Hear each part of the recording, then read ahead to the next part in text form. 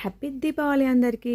నేనైతే చాలా సింపుల్గా హ్యాపీగా దీపావళి సెలబ్రేషన్స్ అయితే చేసుకున్నాను. ఎలా చేసుకున్నాను అనేది నాతో పాటు మీరు చూసేయండి. మార్నింగే పూజ కంప్లీట్ అయింది, కానీ అప్పుడు వీడియో తీయడం కుదరలేదు. అందుకే ఈవినింగ్ టైం అయితే దీపారాధన చేసేటప్పుడు వీడియో షూట్ అయితే చేశాను. అలాగే తులసి కోట దగ్గర కూడా పూజ అయితే కంప్లీట్ అయిపోయింది. మా ఇల్లు వచ్చేసి అయితే చాలా చిన్నది. ఇలాంటివి చేసేటప్పుడు అయితే నాకు చాలా ఐడియాస్ అయితే వస్తుంటాయి, కానీ ప్లేస్ సరిపోదు కదా. అందుకే ఇలా పూలతో చిన్న డెకరేషన్ అయితే చేశాను. అవును, మీరు దివాళీ సెలబ్రేషన్స్ ఎలా చేసుకున్నారో ఇన్బాక్స్లో కామెంట్ చేయండి.